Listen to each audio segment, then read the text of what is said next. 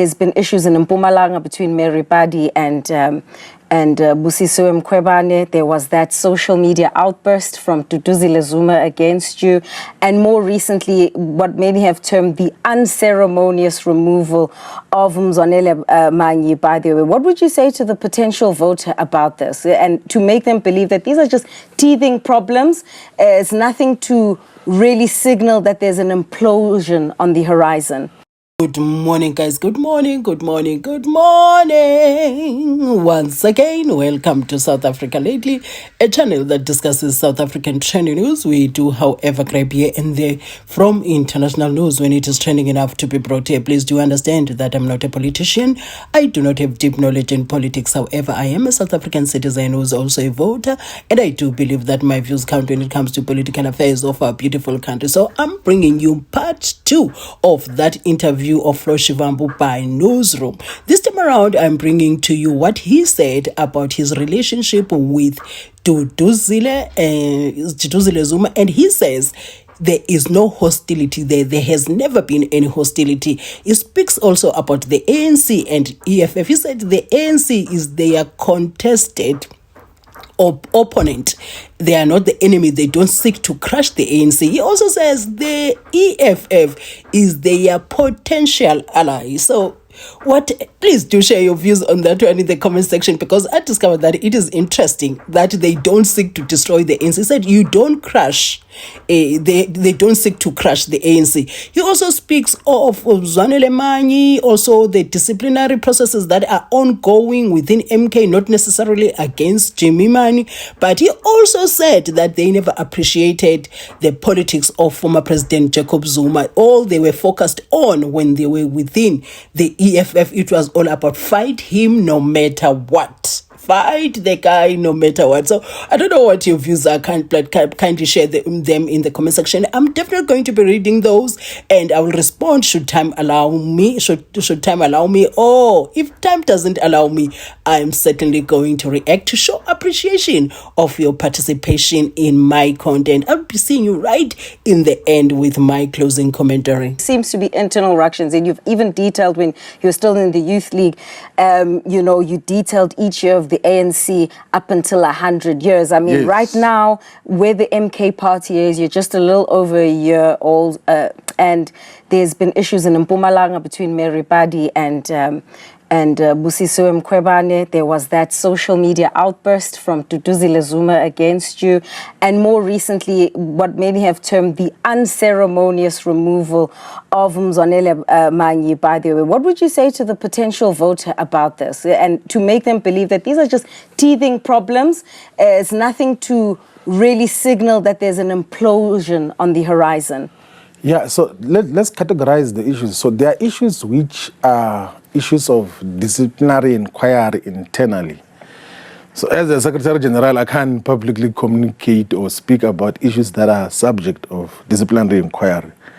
It's not allowed inside the organization itself, even in a basic legal principle and standard all over the world. There are certain things that you do not want to divert or date the intention of by making unnecessary reflections on that. So the issues of the outbursts that you've mentioned is an issue of disciplinary inquiry. Is not an issue that we can talk about.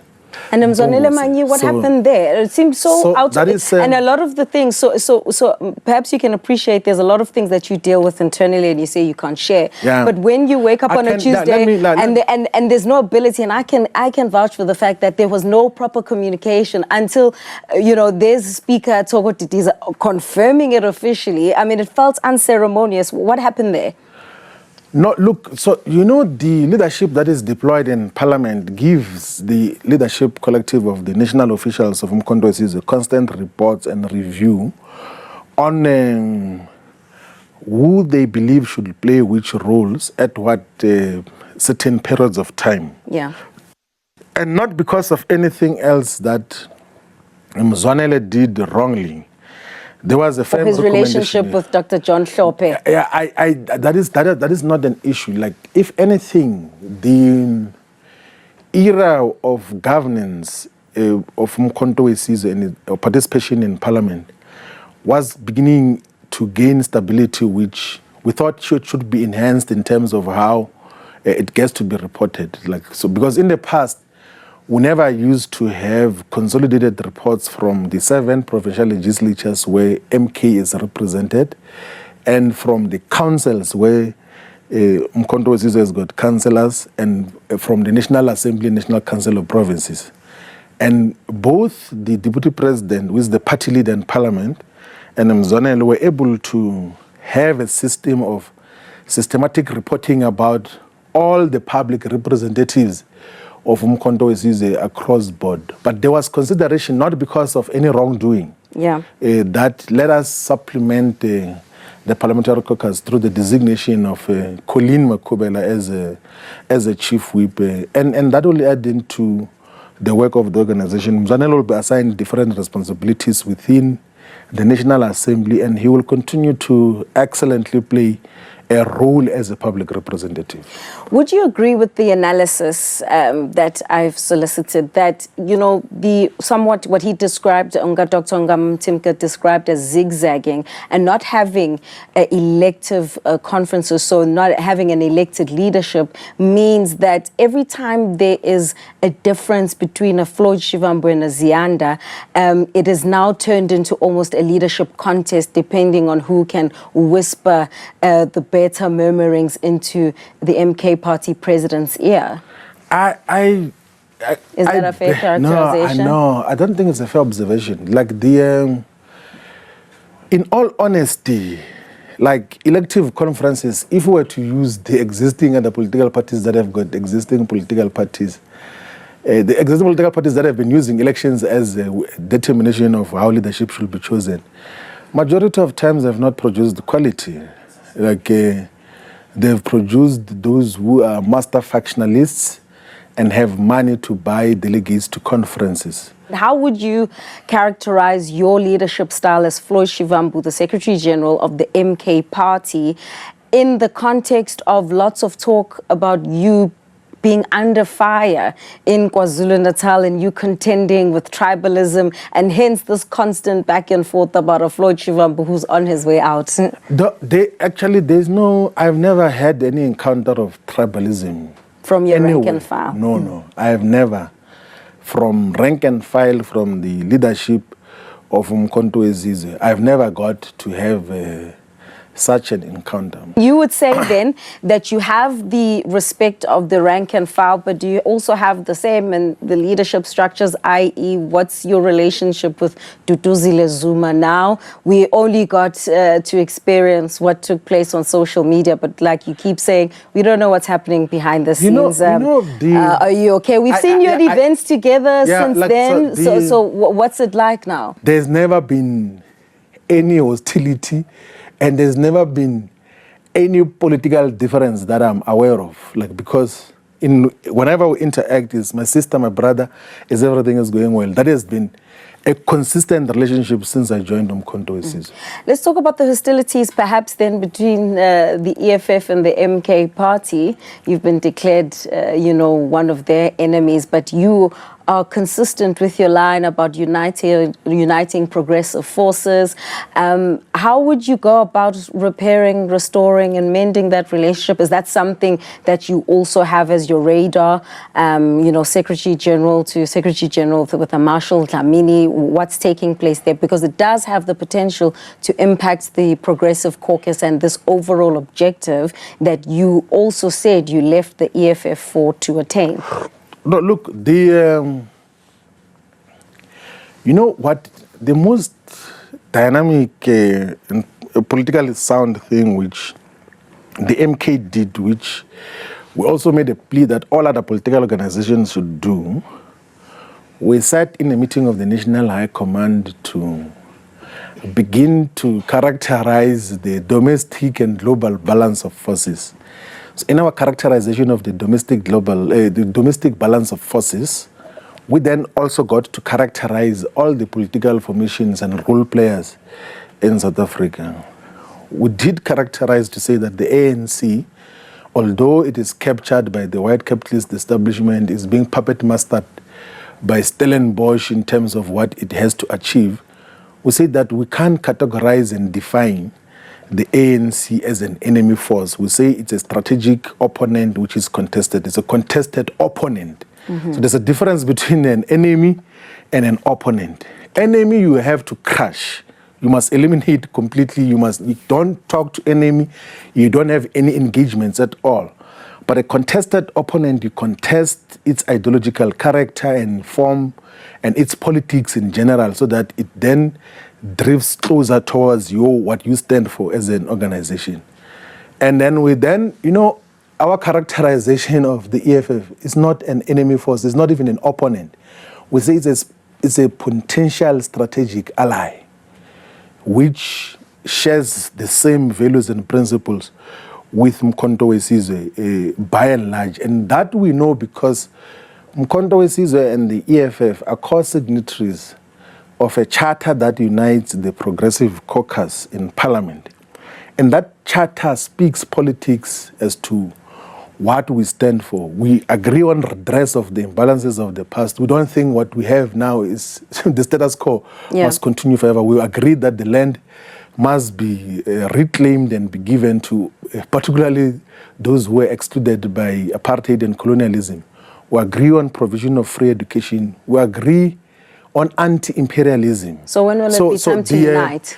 No, look, I think there has to be a certain degree of political and ideological maturity that happens amongst the individual leaders of all parties, particularly of the EFF, because there is some emotive, subjective reaction to politics, and you can never get politics right if Julius Malema says it will never happen. So that is the subjectivity which doesn't seem to be founded on sound ideological and political basis, and you can never get politics right if every time there is a political development you want to emotionally react to such a circumstance.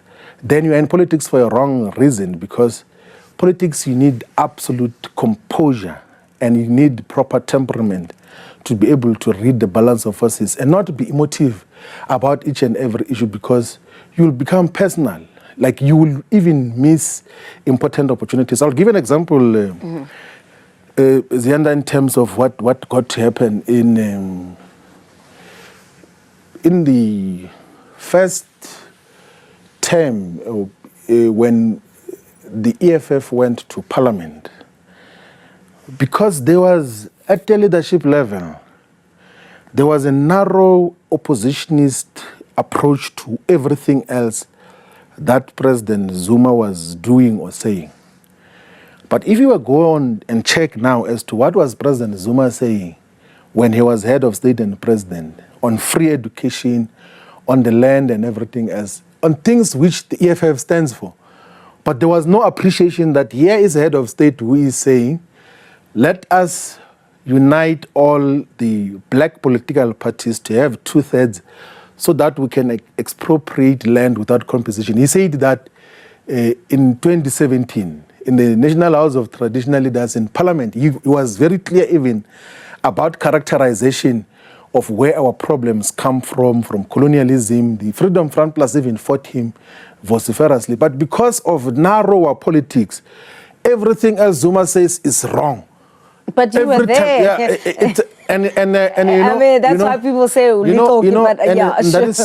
that is where you have to learn from some of the mistakes. I don't want to disassociate myself from some of the collective decisions that were taken there. But there are certain things which I must mention, though, is that I did write publicly, by the way, anyone can search that in Google to say that President Zuma was correct on the following issues, like on several occasions, to illustrate that we need to maximize on what he has said correctly. Mbuyiseni will always remind me that you previously had said we must have a constructive and sometimes confrontational approach with President Zuma. And you were cautioned that everything else that we do with President Zuma must be oppositional. 100%. It doesn't matter whether he is speaking sense, whether he's speaking the politics that you agree with, you are just fighting Zuma. It doesn't matter what are the circumstances. I don't want to be in politics that are narrower like that. I will never be a part of such politics. That is part of the reasons that we had to disassociate with some projects, because you realize that there is no appreciation of different conjunctures and appreciation of real politics. It's about point scoring and wanting to outshine people and wanting to appear much more cleverer and much more radical than everyone else. And the majority of times, that doesn't lead to anything. So then the version of politics of President Zuma is that it doesn't matter what we have said about him before. It doesn't matter what people do. He always finds a way of uniting a common perspective to pursue a progressive agenda. And that is what I appreciate and I am proud to associate with, whether I'm a leader of MK or not. Floyd Shivambu, the Secretary General of the Umkhonto weSizwe Party, thank you for your time. Staying, not going anywhere, whether he is a Secretary General or an ordinary member, so says Floyd Shivambu. If you watched up to here, I'd like to say thank you for watching my videos. Please don't forget to share your views in the comment section. I'll be looking forward to reading those. And if you have time in your own Wi-Fi, kindly watch my ads in full. That support really goes a long way. I'll be seeing you in my next upload, probably later in the evening, when we discuss the takedown, the project takedown of former President Jacob Zuma. Have a lovely weekend.